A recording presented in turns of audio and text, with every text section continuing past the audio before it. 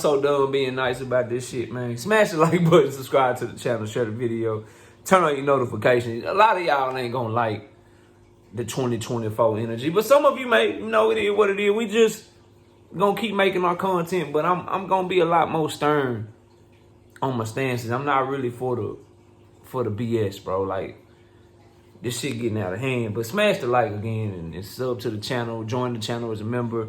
Drop super chats and super thanks when you come by our live streams and our videos that we do. And if you guys want to debate with me, knockoutboxing86@yahoo.com is my email address. Or you can just come by the channel when I'm live. But let's get it, man. Mill City Boxing did an interview with Richardson Hitchins. They spoke on Devin Haney and Tank Davis, obviously the hottest topic in boxing. And they spoke on the idea of a rehydration clause in the catch weight. Richardson Hitchins says that Tank Davis is trying to level the playing field by putting these guys under a catch weight and under a rehydration clause because all these guys that want to fight him, they are way bigger than him. That's what he said. And this is what I say to Richardson Hitchins, bro. You can't have that stance about you believe that Devin Haney should have to fight with a rehydration clause or a catch weight with Tank Davis. You can't have that stance, but then also tell me like a week ago that you won't fight for the IBF title because it's a 10-pound rehydration clause. That you'll never fight for that belt because they put a 10-pound rehydration clause on you when you fight for that belt. Like, you can't, both stances don't go together. Hey, I won't fight with a rehydration clause, but he should, though. He should, though. I will say this, though.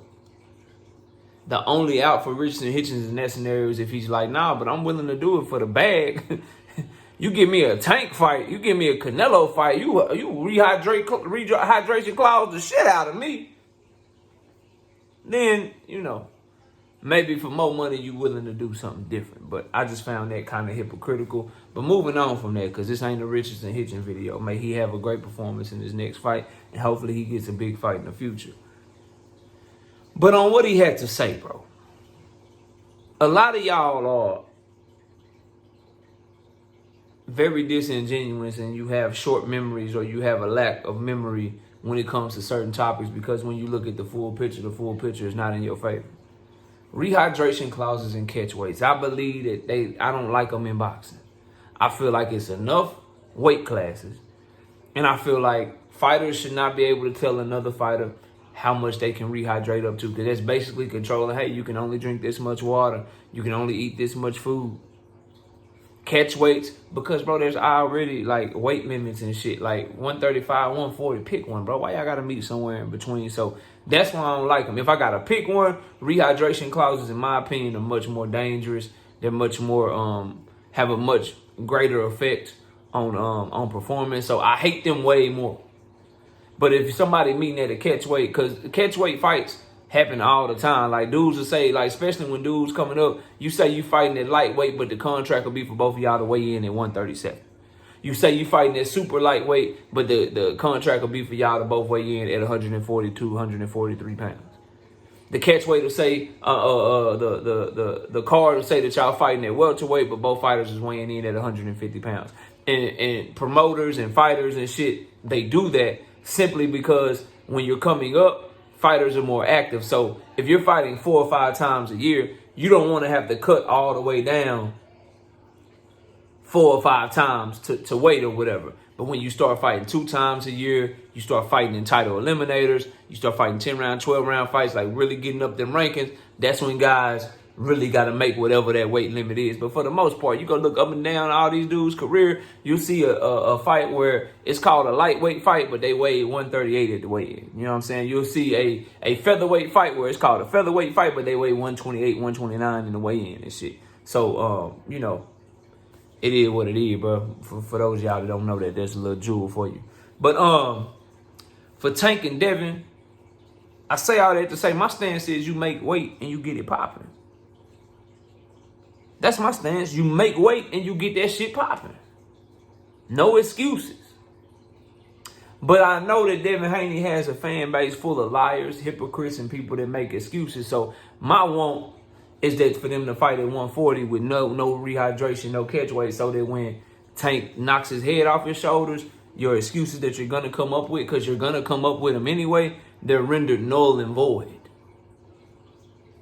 They're rendered null and void. Because if the fight is at a catch weight, that's going to be the excuse that Devin Haney was drained. Even if he come in looking great, looking fast, looking sharp, and Tank just better and he knock him out, it's going to be because Devin Haney was weight drained if they fight at a catch weight. They go at 140 and they do a rehydration clause and Tank Davis knock his ass the fuck out. Devin can look good. He can look fast. He can look strong. He can look like nothing wrong with him. He can tell you the day before the fight, man, this shit was easy. He could tell you the night of the fight, man, I'm great. I'm ready to go. He could look fast on the mitts. He could look fast in the ring. If that contract got a rehydration clause on it and he get his ass knocked the fuck out, y'all gonna say it's because he was weight drained. So for those reasons, I'd rather 140 just get it popping. Right? It's my personal opinion. But at the same time, bro, there's a thing called business. And let's make weight and get it popping applies to both parties.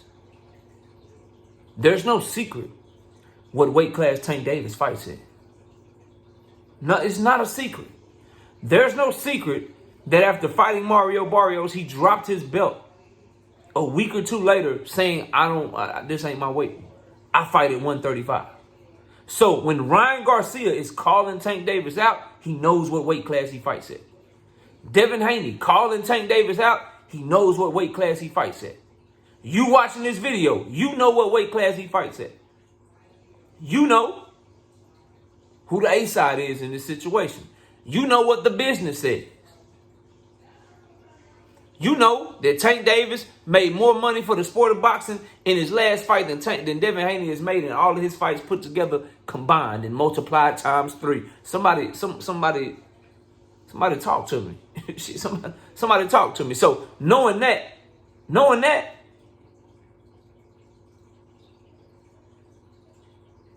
you calling out a lightweight, fight him at lightweight.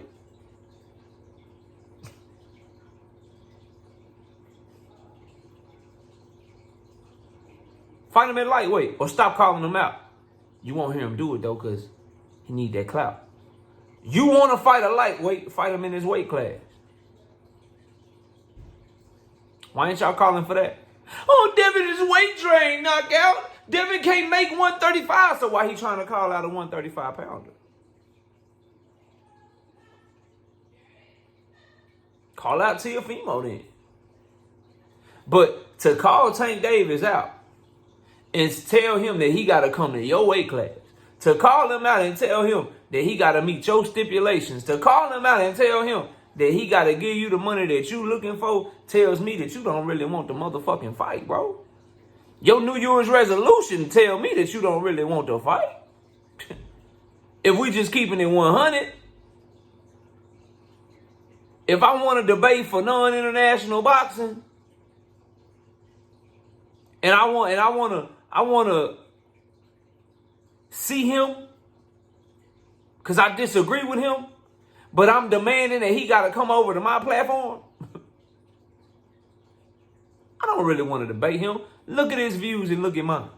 Look at the work he done put in versus the work I done put in. I got to give him that respect. I got to go meet him where he at. Blue Blood, same thing. Pulled up on Blue Blood when I disagree with him. Why? Look at the work Blue Blood done put in, bro. Look at his subscriber count. Look at his viewership. Look at the work that he done, bro. I got a problem with something that BFTB say, and I want to debate him on it. What I do most time, I go over there. He come over here too, though. Don't get it twisted. Like, he'll pull up on anybody. I ain't saying that. But I go over there, bro. Because look at the work that he done put in.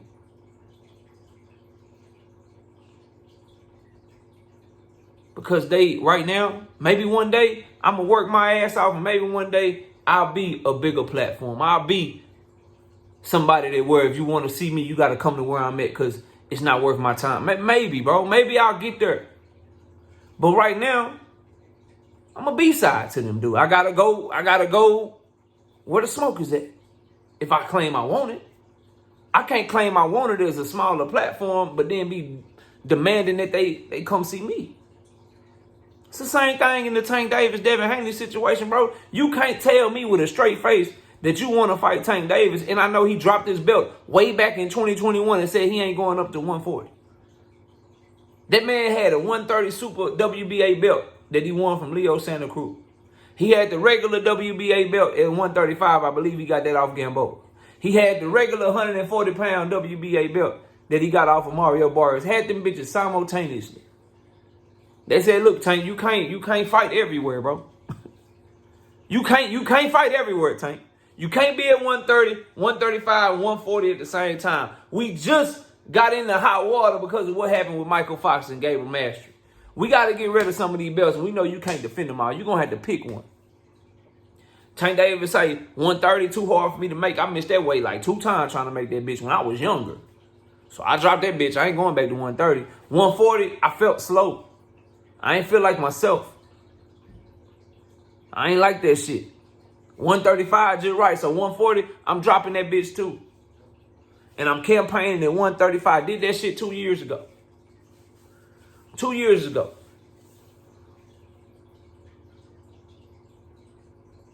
Now we to a point where it's make weight and get it cracking only if my guy is getting what he wants. See, I'm of the mindset, make weight and get it cracking, and the business dictates who should be able to determine the weight that they have to make. Devin Haney fighting against Keyshawn Davis. Devin Haney decided he's going to give Keyshawn Davis a shot. The fuck Keyshawn Davis look like telling Devin Haney you got to come back down to 135. Nah, Keyshawn, you take your B-side ass on up there to 140. You fight Devin where the fuck he at, because he the A-side over your ass by far. Yeah. Yeah, bro. Raymond Muratalla want a shot at Devin Haney, bro. Raymond Muratalla, you want a shot at Devin Haney, bro? Devin Haney, you want a shot at him? Sorry, bro. You can't tell him to come back to 135. You got to meet his ass at 140 pounds, bro. Because he the clear A-side. That's what the business say. The business of boxing in this situation tell you very simply. Devin Haney, his team, his fans, y'all watching the video, man, he ain't got no issue he ain't got no logical, commonsensical business case for trying to make somebody that's the clear A-side over him fighting a weight class that he say he ain't got to fight at, bro. None whatsoever. No business case for it whatsoever. So it's very simple. It's very simple. You want to fight Tank Davis? You can't be uncompromising. You can't be my way or the highway. If you want to fight Canelo and you telling him is your way or the highway, bro, you don't really want to fight him. If you want to fight Floyd Mayweather and you telling him is my way or the highway, bro, you don't really want to fight Floyd. And I know y'all hate to hear this shit, but Tank Davis has put him in the position where if you want to fight him, but at the same time you telling him it's my way or the highway, bro, you don't really want that fight. So it can be, if y'all want it to be, man, just make weight and get it cracking. It can be that, but that argument's going to always favor the person who has the business on their side. It's going to always favor the person who has the business on their side. The revenue that they generate is on their side. At least the people with common sense. So Devin Haney got choices, in my opinion, for me. Either A, if you want to fight Tank Davis, you meet him at 135. If anybody should be the one giving all the way in, it should be Devin Haney, not Tank Davis, because of the business. Or be willing to compromise. Be willing to make concessions. Otherwise, you don't want the fight, bro. Otherwise, you don't want it, bro. It's that simple when it comes to this whole weight issues and what weight class should they fight at. I maintain, like I've been telling y'all, it should be, like, realistically, it should just be a compromise. Either 140, with a rehydration clause or catch weight, no rehydration clause. One of the two, bro. But to think that Devin's supposed to get everything that he want, bro, you don't really want the fight for real. You just love Devin Haney. Or to think that Tank Davis shouldn't have to give Devin anything, I feel like Tank Davis should have to compromise with him. But if you're going to make me choose, if you're going to keep having this talking point, man, just make weight and get it popping, I agree. Now, what does the business say about that? I agree. Don't negotiate shit. Take a hard stance on make weight and get it popping. They should just make weight, no catch weight, no rehydration clause. Cool. Let's all have that hard stance. Let's all have it. And when you debate your point, let's see whose point will be based on business, logic, common sense, facts, and whose points will be based on my feelings. My fighter won't have an advantage. My fighter will be at a disadvantage. And let's see who will win that argument, bro. So when you having hard line stances about a fight that you claim you want to see, understand that those hard line stances are always going to be in favor of the person that the money is in favor of. When you take a hard line stance with a CBA and it's a union versus the company win because the money on their side. When the NFL Players Association goes against the owners, the billionaires always beat the millionaires. Because when you taking a hard line stance, I want this. I don't want that. I want this. The money dictates that in business, the person with the money is going to be the one to win the standoff.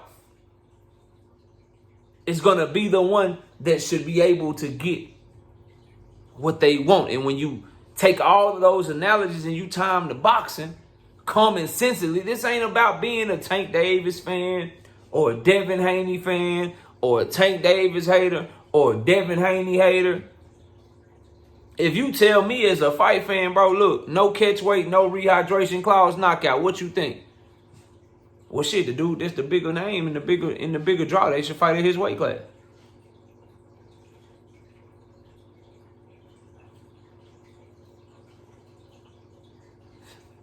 What are we talking about? Knockout, why you think that? Well, because this guy brought in over $100 million in revenue. This guy has never done that. Nowhere close to it. He hasn't brought over $100 million in revenue in his entire career combined. And you can multiply that over a few times. So if they both having a hard line stance, then I'm going to side with the guy who actually has the right. Like, that's what y'all don't understand. Tank Davis is the one with the actual right and leverage to say, it's my way or the highway. He actually has a case for it. It's my way or the highway because this is how much revenue I generated. This is what my live gauge looking like. This is what my viewership is looking like. Devin Haney and his fans had that same stance. It's my way or the highway when it comes to this weight class shit. And here's why. Because I want it. I won't be at my best if I don't get it. What the fuck? So yours is based off of just what you simply want and what's best for you. And his would be based off of the numbers. The fuck, bro? Like, what do y'all be talking about to me, bro? So have your hard line stances all you want. Just know your hard line stance is always going to dictate that the person with the business on their side is the side you should take. And if you don't take that, then you just fanboying. Me personally, I want the fight. Make a compromise, two young men. Make the fight and get it cracking. That's me personally. But if you got to take a hard line stance, you might want to take it based on the facts of the matter and not based on your emotions and who you fanboying for. Just a thought. Y'all let me know what y'all think. I'll see y'all soon. Peace out.